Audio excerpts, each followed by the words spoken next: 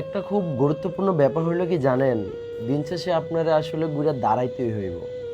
তা আপনি আপনার জীবনে যতই জরুরি কিছু হারিয়ে ফেলেন না কেন, ঘুরে দাঁড়ানো ছাড়া আপনার অল্টারনেটিভ আর কোনো অপশনই নাই।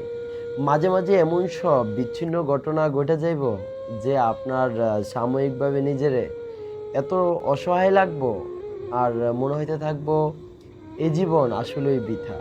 বাঁচতে মন চাইবো না, খাইতে মন চাইবো না, কোথাও যাইতে মন চাইবো না। মনে চাইবো একলা ঘরে শুইয়া বইসে কোনো রকম এই জীবনটা কাটাইয়া দেই।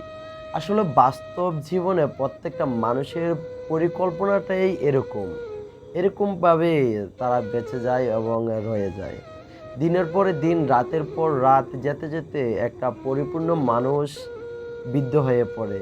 যেরকম পরিত্যক্ত জায়গার কোনো মূল্য থাকে না, সেই মূল্যবান মানুষটাও বৃদ্ধ হয়ে গেলে সেই পরিত্যক্ত জায়গার মতন সেই মানুষটাও অমূল্যহীন হয়ে পড়ে থাকে। যখন তার শেষ নিঃশ্বাস ত্যাগ করে ওপারে চলে যাবে, কিছুদিন পরে তার কোনো অস্তিত্বই থাকবে না।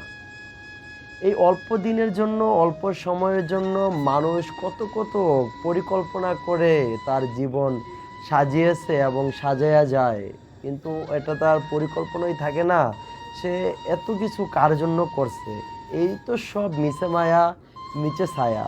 আপন বলতে এই দুনিয়াতে কিছুই নেই। আপনি যখন চলে যাবেন, তখন আপনার কিছুই থাকবে না। তাহলে আপনার আপনটা কোথায় রয়ে গেল?